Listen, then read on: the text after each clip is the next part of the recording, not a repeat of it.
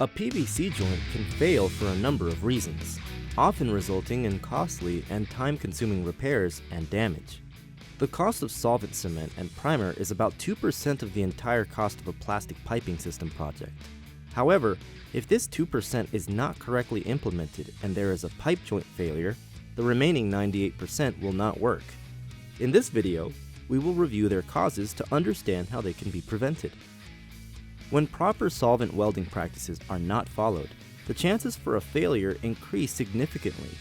Here are some examples of joint failures, their causes, and how they can be avoided. Here, there is an insufficient amount of solvent cement, and the pipe is not fully inserted into the fitting socket stop, the strongest part of the joint. Puddling of solvent cement occurred here when too much was applied, resulting in fractures in the pipe wall. This erosion of the pipe wall by a high-velocity water leak is due to poor application of solvent cement. This space existing at the entrance of the socket is due to a lack of solvent cement, resulting in a weak seal and subsequent failure. Causes of failures such as these can all be avoided by taking these steps. Determine the correct type and amount of solvent cement for your application.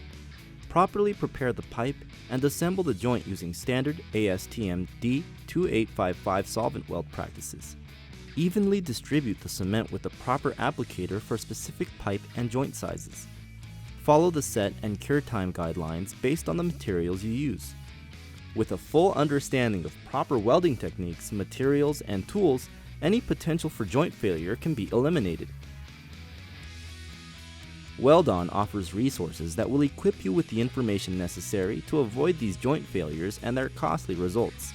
In our next video, we will detail these resources and how they can make your application successful. For more information about these resources, visit us online at www.weldon.com.